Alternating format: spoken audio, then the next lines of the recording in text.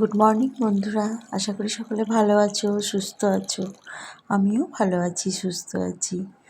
তো দেখো, আজকে আরও একটা নতুন ভিডিও নিয়ে তোমাদের কাছে চলে এলাম। আজকে আমার সকাল সকাল স্নান হয়ে গেছে, আর আমি সুন্দর একটা তসরের শাড়ি পরেছি। আমি নিজেই বলছি সুন্দর একটা। বলো তো বন্ধুরা, কেমন লাগছে এই তসরের শাড়িটা পরে? এখন আমি টিপও পরিনি, কিচ্ছু পরিনি, কিন্তু আমার ঘরের পুজো হয়ে গেছে। আমি মন্দির যাব, আমি আর আমার হাজবেন্ড দুজনে মিলে মন্দির যাব। আজকে একটা বিশেষ দিন, আজ আমার ম্যারেজ অ্যানিভার্সারি।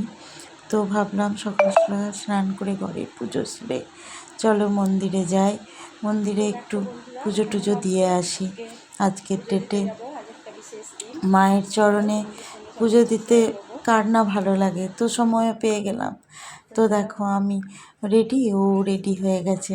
তো এত গরমের মধ্যে, হ্যাঁ মানে কি বলবো, কিন্তু মনে এত খুশি, মন মন খুশিতে ভরে গেছে যে মন্দির যাচ্ছি।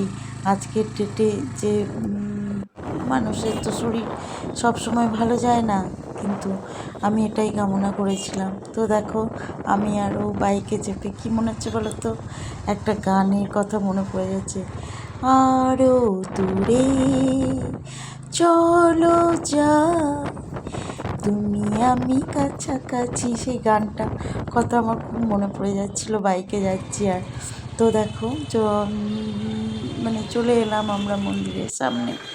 তো মন্দিরের সামনেই ডালা, হ্যাঁ মায়ের মানে পুজোর ডালা পাওয়া যায়, হ্যাঁ সেখান থেকে একটা ডালা কিনে নিলাম, কিছু ফুল কিনে নিলাম, নিয়ে চলো পুজোটা দিয়ে দিই। নিয়ে গিয়ে দেখি ডালার মধ্যে ধূপকাঠি নেই। ওরা বললো সব আছে, কিন্তু ধূপকাঠি ছিল না। আবার ধূপকাঠি নিতে আসতে হলো।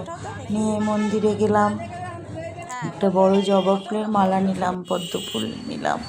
নিয়ে মন্দিরে গিয়ে মায়ের মানে কি বলবো, মাকে দেখে কি যে ভালো লাগছে, হ্যাঁ মায়ের চরণে এসে নিজেকে কি শান্তি যে পেলাম, কি বলবো। হ্যাঁ, আজকের দিনে আমার মানে এতদিন ধরে দুজনে একসঙ্গে থাকা, হ্যাঁ সেটা মায়ের কাছে না এলে কি আর ভালো লাগে। তাই আজকের দিনে মাকেই প্রথম মনে পড়লো, মায়ের চরণে চলো পুজো দিয়ে আসি, সেটাই। তো দেখো, আমার পুজো হয়ে গেছে। পুজো হয়ে প্রণাম করে আমার খুব ইচ্ছা হলো ঘন্টা বাজাবো, কিন্তু ঘন্টাটা এতটাই দূরে যে মানে আমার লাগানোর বাইরে। তো ওকে বললাম, তুমি বাজাও, আমি তোমার হাতটা ছুঁয়ে এলেই হবে। তো দেখো, ঘন্টা বাজানো হয়ে গেল, পুজো দিয়ে আসছি।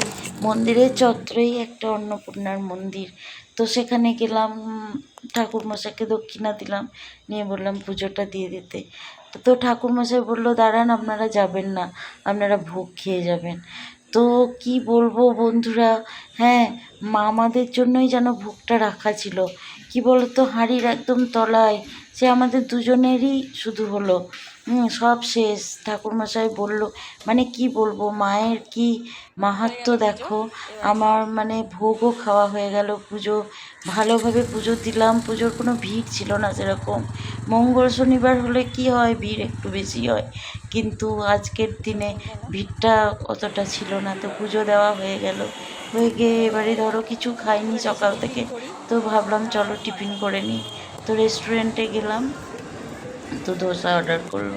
আমার ধোসা ভালোই লাগে, আমি যেখানে যাই আমার টিফিনে ধোসাই ভালো লাগে। হ্যাঁ, তো ধোসা খেলাম, আইসক্রিম খেলাম, নিয়ে চলো, আমি বললাম চলো এবার ঘর যাই, প্রচণ্ড গরম লাগছে।